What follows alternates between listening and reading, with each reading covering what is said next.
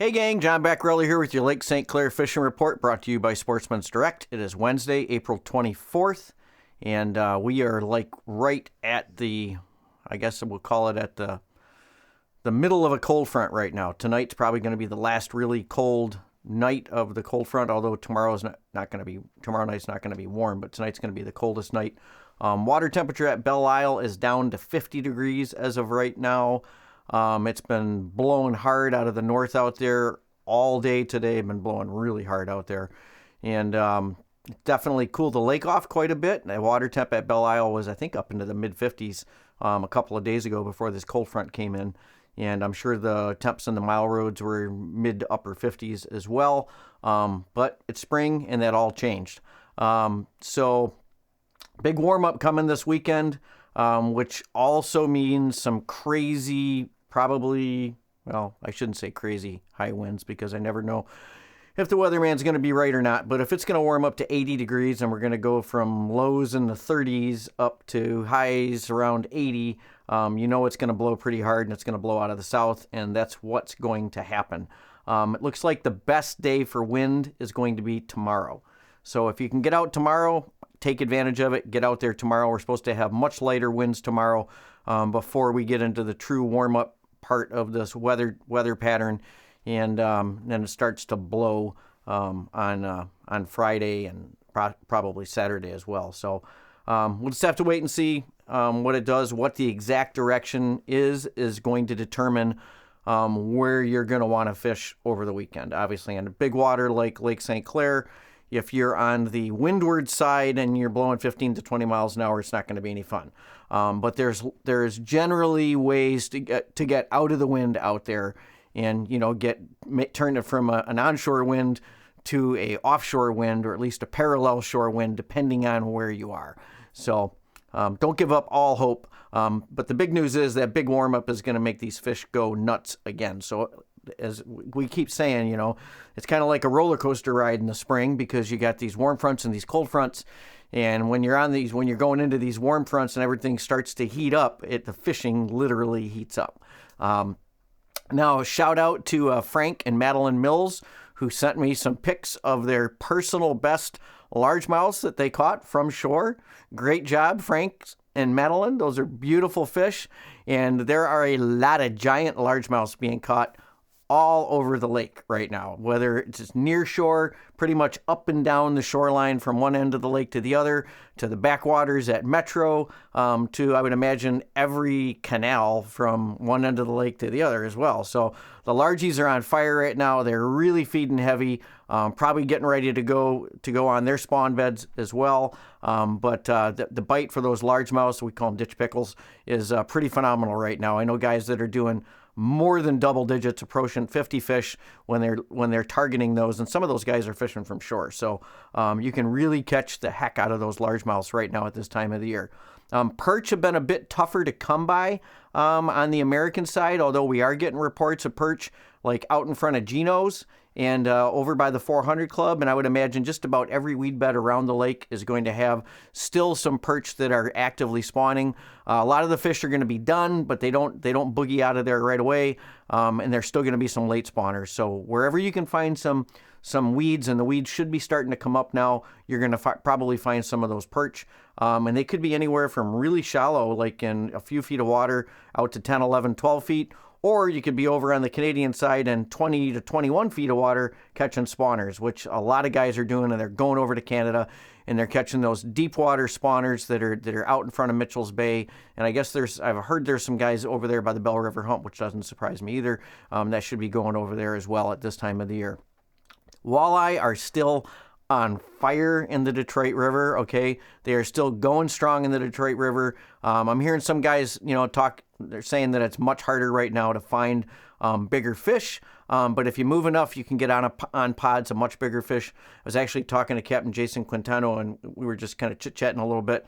And he was saying that just the size of the fish overall, he had a day, I think it was last week, that I think everything they got was like in the mid-20 class. So, I mean, just, really super nice fish. And as far as, looking forward, I mean, we should have next year, if you think about it, for all those fish that you guys are catching this year, like in the mid-20s, those fish are going to be in the upper 20s next year. So those are going to be like 7 and 8 pound fish average. So there's going to be some huge fish for probably the next decade because of these spawns, because of these really successful spawns that we've had in the last like 3 or 4 years. So everything looks great for the walleye fishery.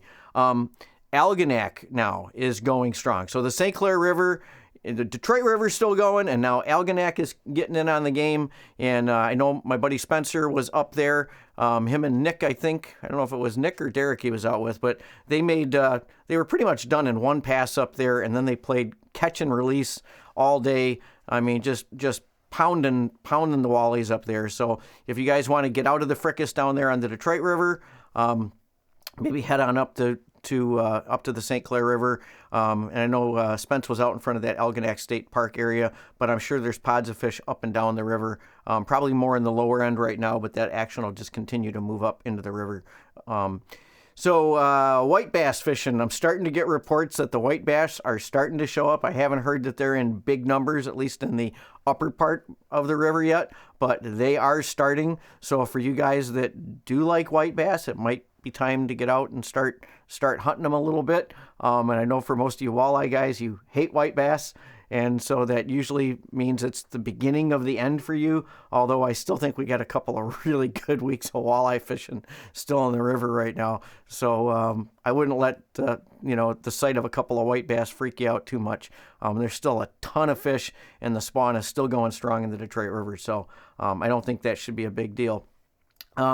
There are lots of big crappies being caught too in and around the shop here, back in Metro Marsh and in a lot of the canals. So if you're a crappie hunter, you might want to get out there and cash in on that.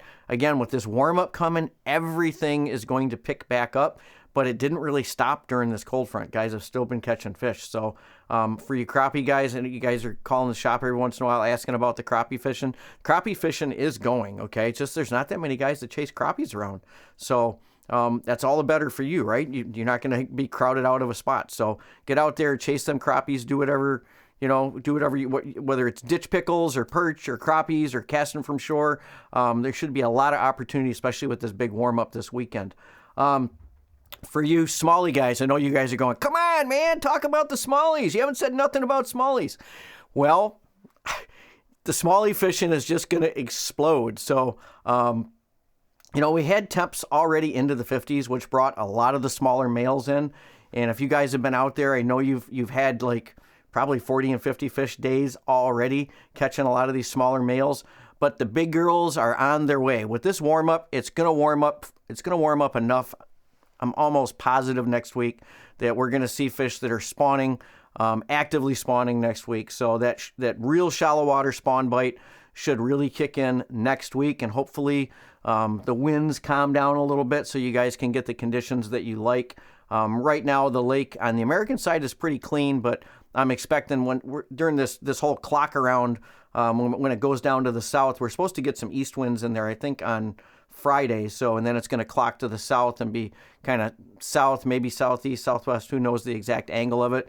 That could dirty the shoreline up, but we'll just have to wait and see what happens. One thing is for sure, though, the warmer temps are gonna get us into that 60-degree range, which those fish are gonna use to spawn, and so that's gonna happen. I know my buddy Mike Coleman's been out there in his kayak already. He's been getting some good fish already.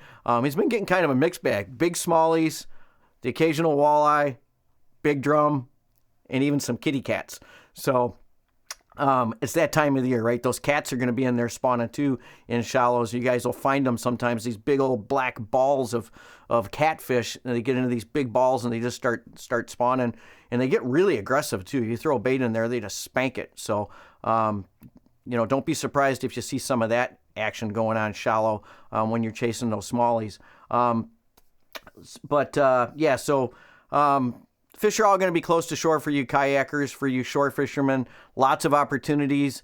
I know Dennis Anderson was out. It looks like he's cashing in on the catfish bite as well. We're going to have some wind and some rain, maybe some thunderstorms coming in with this changeover. If we get another rain event here, that spillway is going to kick back on again.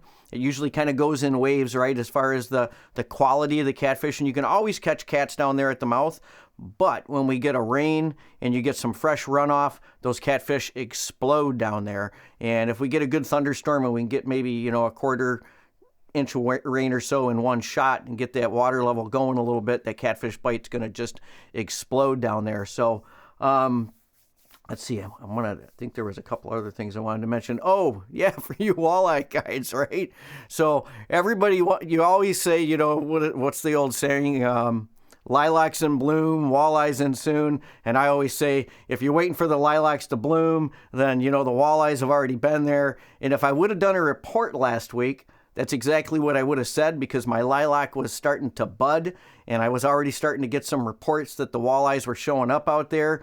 But now my lilac bush is in bloom, and I wouldn't say in soon. I would say the walleyes are there, and there's only going to be more and more and more of them over the next couple of weeks, because all those fish out of the Clinton River system have already poured out and are already sitting out there by Metro and out in front of South River Road on that channel break out there. So if you want walleyes and you're tired of the Detroit River, I'm going to bet that you can pull a few out there now in front of the 400 Club and off of the beach. So I don't think that would be an issue if you went out there, and you should be able to cash in on some of those walleyes like Mike Coleman did when he was out there in his kayak chasing those smallies. So update on the Crocker Road boat launch.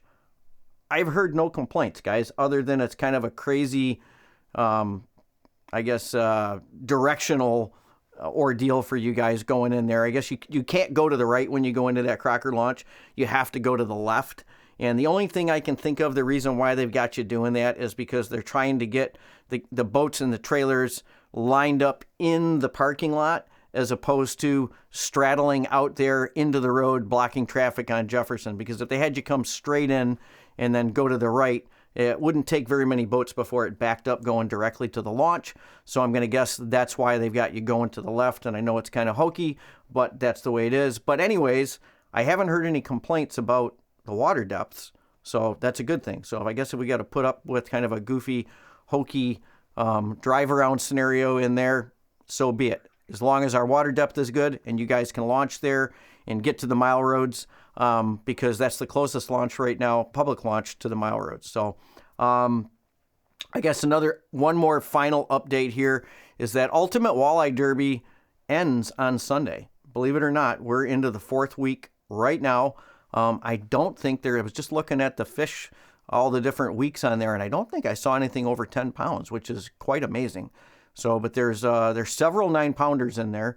So I guess, man, if you catch a 10-pounder in the next few days, which would be, it's getting tougher by the day, with it getting later and later in the spawn, but it's still doable. So I guess maybe catch a 10-pounder and win the grand prize. But anyways, good luck to all you guys that are fishing in that Ultimate Walleye Derby, finishing up, going into this Sunday. It's going to be warmer, could be windy, so you might have to kind of pick the spot where you launch from and pick what you target. But if you can get out there in the really warm temps that they're forecasting for this weekend, get out there, enjoy it, and cash in on this great spring fishing. Hey gang, if you like our content, hit the little subscribe button and the bell icon, and you'll be notified as soon as we put out new stuff.